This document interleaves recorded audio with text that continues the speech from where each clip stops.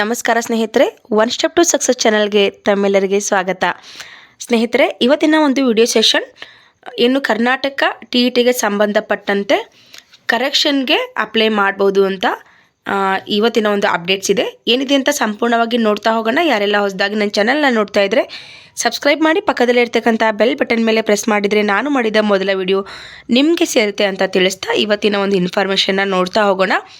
ಅದ್ರ ಜೊತೆಗೆ ಯಾರೆಲ್ಲ CTETನ ಬರಿತಾ ಇದ್ದೀರಾ 2026 ಫೆಬ್ರವರಿ ಮಂತಲ್ಲಿ ಸೈಕಾಲಜಿ ತರಗತಿಗಳನ್ನು ಮಾಡಿದ್ದೀನಿ. ಈಗಾಗಲೇ 20 ತರಗತಿಗಳು ಮುಗಿದಿದ್ದು ಒಂದು ಪರ್ಸ್ನಲ್ ವರ್ಕ್ ನಡೆದಿದೆ. ಹಾಗಾಗಿ ಸ್ವಲ್ಪ ಮನೆಯಲ್ಲಿ ಒಂದು ಸ್ವಲ್ಪ ಹೆಲ್ತ್ ಇಶ್ಯೂಸ್ ಆಗಿರೋದ್ರಿಂದ ನನಗೆ ತರಗತಿಗಳು ಮಾಡೋಕ್ಕೆ ಅಡಚಣೆ ಆಗ್ತಾ ಇದೆ. ಆದರೆ ಮಾಡ್ತೀನಿ.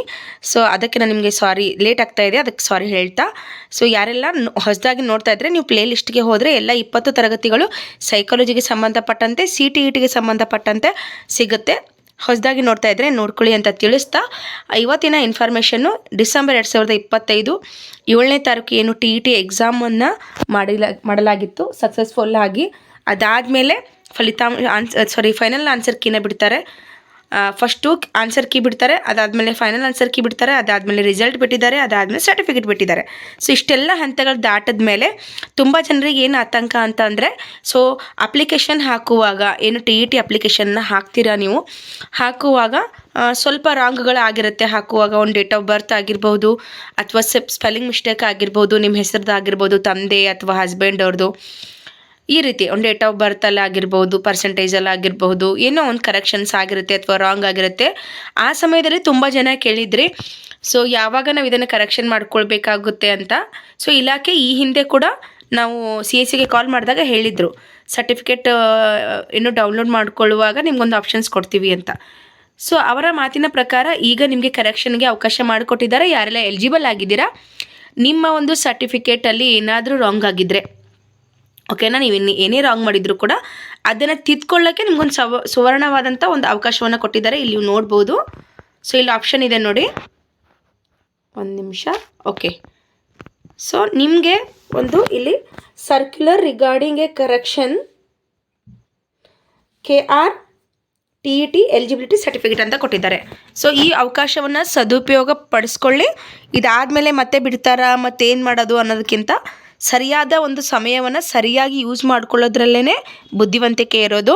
ಸೊ ಈಗ ಬಿಟ್ಟಿದ್ದಾರೆ ಅಂತಂದರೆ ಯಾರೆಲ್ಲ ಕರೆಕ್ಷನ್ಗೆ ಕಾಯ್ತಾ ಇದ್ದಿದ್ರಿ, ನಿಮಗೆಲ್ಲ ಒಂದು ಸುವರ್ಣ ಅವಕಾಶ ಅಂತ ಹೇಳ್ಬೋದು ಸ್ನೇಹಿತರೆ. ಮಾಡ್ಕೊಳ್ಳಿ. ಕರೆಕ್ಷನ್ ಮಾಡ್ಕೊಂಡು ಆದಮೇಲೆ ಮತ್ತೆ ಹೊಸದಾಗಿ ಸರ್ಟಿಫಿಕೇಟ್ನ ಡೌನ್ಲೋಡ್ ಮಾಡಿಕೊಂಡು ಲ್ಯಾಮಿನೇಷನ್ ಮಾಡಿ ಇಟ್ಕೊಳ್ಳಿ. ಅದೇ ನಿಮ್ಮದು ಸರ್ಟಿಫಿಕೇಟ್ ಆಗುತ್ತೆ. ಹಾರ್ಡ್ ಕಾಪಿ ಯಾವುದೇ ಕೊಡೋದಿಲ್ಲ.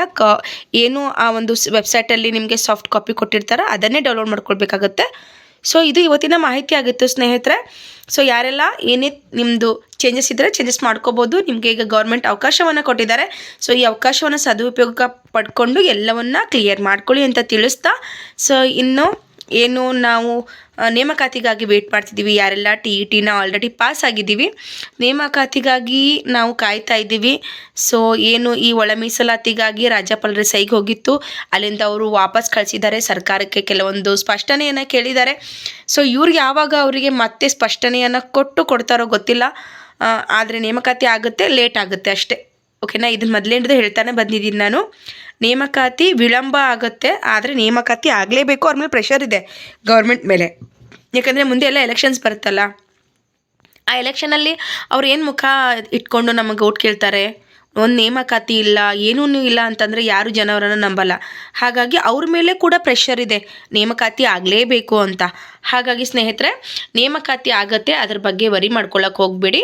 ಆದರೆ ಒಂದು ಏನು ಇಲ್ಲಿ ತುಂಬ ಕಷ್ಟ ಅನಿಸುತ್ತೆ ನನಗೆ ಅಂತಂದರೆ, ತುಂಬ ಜನ ಪ್ರೈವೇಟಲ್ಲಿ ವರ್ಕ್ ಮಾಡೋರು ಏನು ಮಾಡಿದ್ದಾರೆ ಅಂದರೆ TET ಟೈಮಲ್ಲಿನೇ ಇದೊಂದು ನನ್ನ ಗೋಲ್ಡನ್ ಚಾನ್ಸ್ ಅಂದ್ಕೊಂಡು ಪೇಪರ್ 1 ಅವರು ಒಂದು ಗೋಲ್ಡನ್ ಚಾನ್ಸ್ ಅಂದ್ಕೊಂಡು ಜಾಬನ್ನು ಬಿಟ್ಟು ಓದ್ತಾ ಇದ್ದಾರೆ. ಸೊ ಸರ್ಕಾರ ಇದನ್ನೆಲ್ಲ ಏನು ಮಾಡಬೇಕು ಅಂತಂದರೆ ಸ್ವಲ್ಪ ಅಬ್ಸರ್ವ್ ಮಾಡಲೇಬೇಕು ಅಲ್ವಾ. ತುಂಬ ಜನ ಏನು ಮಾಡಿದ್ದಾರೆ ಅಂತಂದರೆ ಜಾಬ್ನ ಬಿಟ್ಟು ಪ್ರೈವೇಟ್ ಏನೇನು ಕೆಲಸ ಮಾಡ್ತಿದ್ರು ಅಥವಾ ಗೆಸ್ಟ್ ಟೀಚರ್ ಆಗಿ ಕೆಲಸ ಮಾಡ್ತಿದ್ರಲ್ಲ, ಇವರೆಲ್ಲ ತಮ್ಮ ಜಾಬನ್ನು ಬಿಟ್ಟು ನೇಮಕಾತಿಯನ್ನು ನಂಬಿಕೊಂಡು ತಮ್ಮ ಒಂದು ಓದಿನಲ್ಲಿ ಮುಂದುವರಿತಾ ಇದ್ದಾರೆ. ಸೊ ಇದು ಒಂದು ತುಂಬ ಕ್ರಿಟಿಕಲ್. ಏನೋ ಅವ್ರ ಪರಿಸ್ಥಿತಿ, ಆರ್ಥಿಕ ಪರಿಸ್ಥಿತಿ ಒಳ್ಳೆಯದಿದ್ದರೆ ಓಕೆ. ಆದರೆ ಈ ರೀತಿ ಪ್ರೈವೇಟ್ ಜಾಬ್ನ ಬಿಟ್ಟು ಮನೆ ಮಕ್ಕಳು ಅಂತ ಇರೋರು ತುಂಬ ಕಷ್ಟ ಆಗುತ್ತೆ.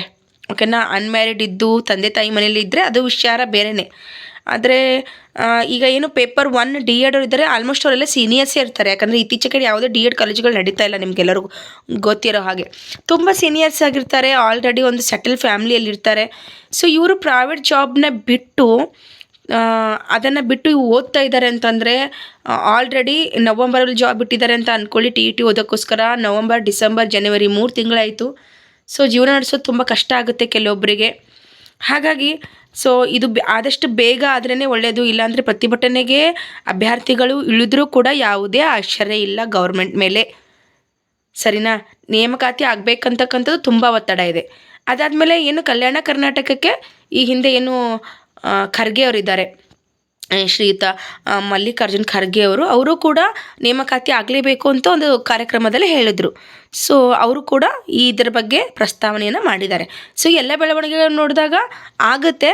ಆದರೆ 2 ವಿಚಾರಗಳು ನಮ್ಮ ಒಂದು ಶಿಕ್ಷಕರ ನೇಮಕಾತಿಗೆ ಅಡ್ಡಿಯಾಗಿರೋದು. ಒಂದು, ಮ್ಯಾರಿಡ್ ವುಮೆನ್ ಏನು ಕೋರ್ಟಲ್ಲಿದೆ, ಮ್ಯಾರಿಡ್ ವುಮೆನ್ದು ಅದೊಂದು ಪ್ರಾಬ್ಲಮ್ ಇದೆ. ಇದೊಂದು ಒಳ ಮೀಸಲಾತಿ. ಈ 2 ಯಾವಾಗ ಕ್ಲಿಯರ್ ಆಗುತ್ತೋ ಆವಾಗ ಲೇಟೇ ಮಾಡೋದಿಲ್ಲ.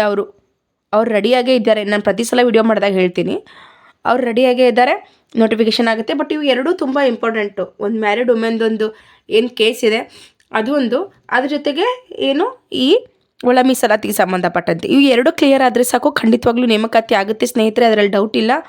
ಆದರೆ ಕಾಲ ಹೀಗೆ ಹೋಗ್ತಾ ಇರುತ್ತೆ.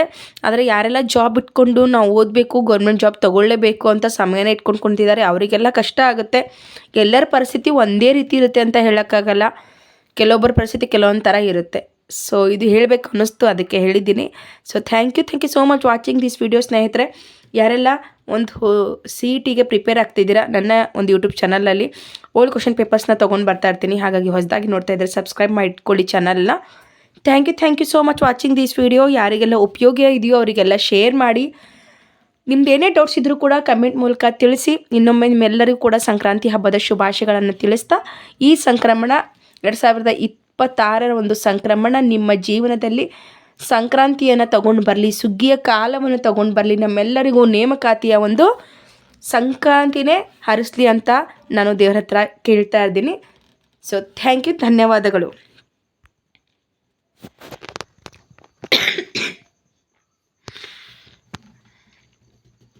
ಒಂದು ನಿಮಿಷ ಸ್ನೇಹಿತರೆ.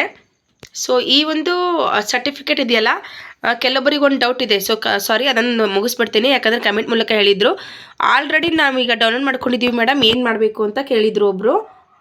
ಅದನ್ನು ಮುಗಿಸ್ಬಿಡ್ತೀನಿ ನಿಮಗೆ.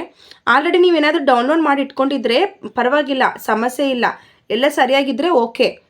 ಕರೆಕ್ಷನ್ ಆದಮೇಲೆ ಇದು ಕಾಮನ್ ಥಿಂಗ್, ನೀವು ಅರ್ಥ ಮಾಡ್ಕೋತೀರ ಅನ್ಕೋತೀನಿ. ಆದರೂ ಕೂಡ ಕೇಳಿದ್ದೀರಾ ನೋಡಿ, ನೀವು ಏನು ಕರೆಕ್ಷನ್ಗೆ ಹಾಕಿರ್ತೀರ, ಕರೆಕ್ಷನ್ ಆದಮೇಲೆ ಮತ್ತೆ ನ್ಯೂ ಸರ್ಟಿಫಿಕೇಟ್ ಕೊಡ್ತಾರೆ ನಿಮ್ಮನ್ನು, ಅದನ್ನು ನೀವು ಡೌನ್ಲೋಡ್ ಮಾಡಿಕೊಂಡು ಲ್ಯಾಮಿನೇಷನ್ ಮಾಡಿ ಇಟ್ಕೊಳ್ಳಿ. ಓಕೆನಾ.